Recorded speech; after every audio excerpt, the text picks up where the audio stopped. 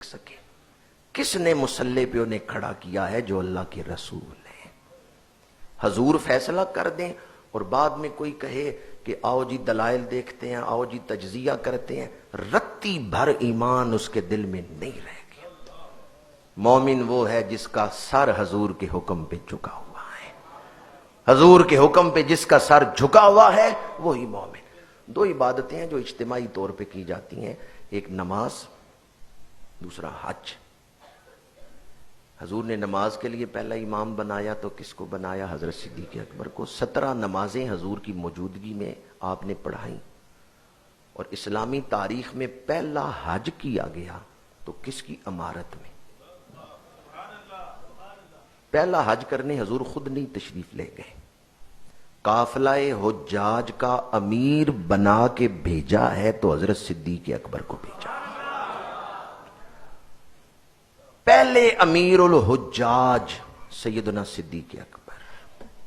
اب اگر کوئی سمجھنا ہی نہ چاہے تو اس کا تو کوئی علاج نہیں، یا اگر کسی کے دل پہ پھٹکار پڑ چکی ہو، مور لگ چکی ہو، اس کا تو کوئی علاج نہیں. اللہ کے نبی نے تو سمجھانے میں کوئی کسر ہے، اللہ کے نبی نے تو روشنی عطا کرنے میں کوئی کمی نہیں کی. امامت کا مسلح بھی دیا ہے، امیر الحجاج بنا کے بھیجا ہے. تو میرے آقا کریم نے امت کو بتا دیا ہے کہ خلیفۃ الرسول کون ہے. مدینہ منورہ سے حاجیوں کا قافلہ لے کے صدیق اکبر مکہ شریف کی طرف جا رہے ہیں. پیچھے سے حضور پر کچھ آیات نازل ہوئیں جن میں مشرکین کے ساتھ آئندہ کے لیے معاملات کا حکم تھا کہ کس طرح ان سے معاملات کرنے ہیں اور کس طرح انہوں نے حرم کو خالی کرنا ہے، حدود حرم سے مکہ شریف سے ان کو نکالنا ہے.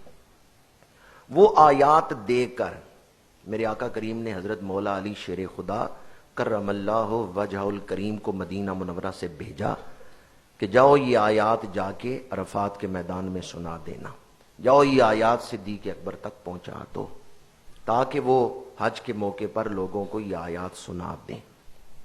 اور حضور نے کرم بالائے کرم یہ کیا کہ سیدنا علی المرتضیٰ کرم اللہ وجہ الکریم کو اپنی اونٹنی دے کر بھیجا ہے، اپنی سواری دے کر بھیجا ہے. شیر خدا حضور کی سواری لے کر سفر کر رہے ہیں. مکہ شریف سے کچھ فاصلے پر ایک وادی میں فجر کی نماز کا وقت ہے. صفیں بن گئی ہیں، فجر کی جماعت ہونے لگی ہے، اقامت ہو گئی. سیدنا صدیق اکبر امامت کے مصلی پہ آ کے نماز پڑھانے لگے ہیں، اقامت ہو گئی ہے. اب اقامت ہو جائے تو امام کے تکبیر تحریمہ کہنے میں کتنی دیر ہوتی ہے؟ پل بھر میں. ادھر وہ اقامت مکمل ہوئی، ادھر انہوں نے نیت باندھ کے تکبیر تحریمہ کہہ دی. ایسے ہوتا ہے. لیکن آج کیا ہوا؟ صفیں بن گئیں، فجر کے لیے اقامت ہو گئی، صدیق اکبر امامت کے مصلی پہ ہیں، تکبیر تحریمہ نہیں کہی، فوراً پیچھے مڑے، کہا مجھے محبوب کی اونٹنی کی آواز آ رہی ہے، کیا تمہیں بھی آ رہی ہے؟ صحابہ نے کہا آواز تو آ رہی ہے. بس صدیق اکبر صفیں چیرتے ہوئے دوڑ پڑے جدھر سے آواز آ رہی ہے. نماز نہیں پڑھائی، جدھر سے اونٹنی کی آواز آ رہی تھی ادھر دوڑ پڑے. شیر خدا حضور کی اونٹنی پہ آ رہے ہیں، صدیق اکبر نے امامت کا مسلح چھوڑا، دوڑے ادھر جدھر سے اونٹنی کی آواز آ رہی تھی. سوزے صدیق کیا ہے؟ صدیق اکبر کا عشق رسول کیا ہے؟ صدیق اکبر تو محبوب کی سواریوں کی آواز بھی پہچانتے ہیں کہ یہ آواز میرے محبوب کی سواری کی ہے. اے صدیق اکبر، آپ کے عشق کو یہ غلامان مصطفیٰ سلام پیش کرتے ہیں. صدیق اکبر کا عشق کتنا بلند ہے، کھڑے ہیں نماز پڑھانے کے لیے، محبوب کی سواری کی آواز آئی، مسلح چھوڑ کے دوڑ پڑے اونٹنی کی طرف. میرے محبوب کی سواری آ گئی، میرے محبوب کی سواری آ گئی ہے.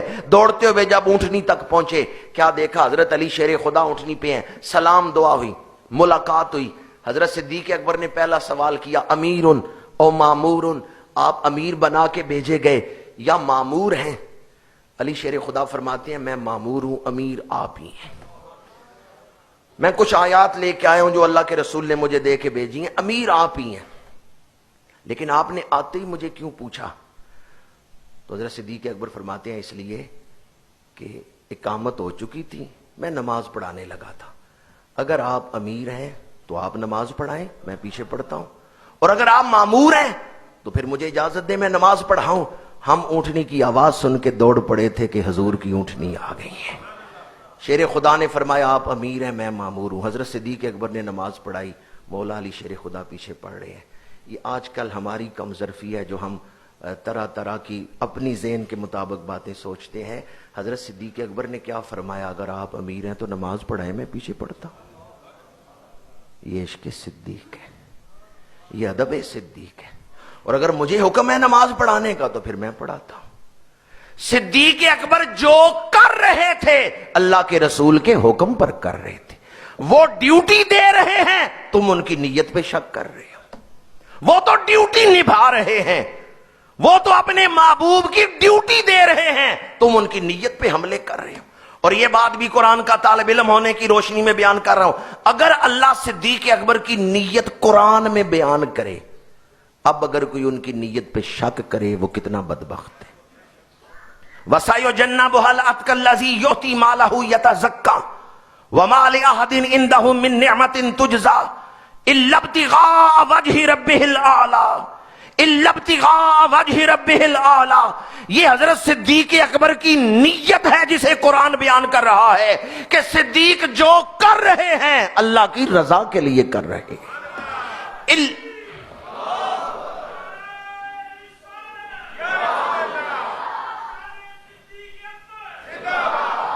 خلافت کی ڈیوٹی دے رہے ہیں تو وہ ڈیوٹی جو اللہ اور اس کے رسول نے لگائی ہے وہ نبھا رہے ہیں۔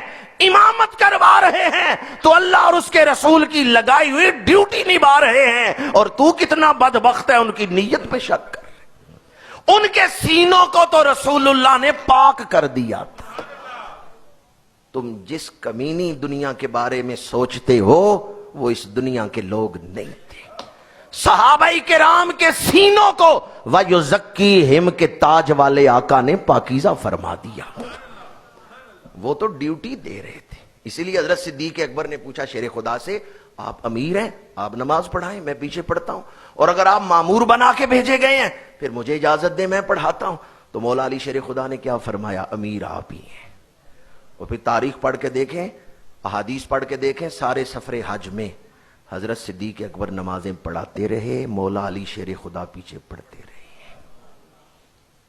صدیق اکبر تاجدار خلافت بھی ہیں، صدیق اکبر تاجدار امامت بھی ہیں۔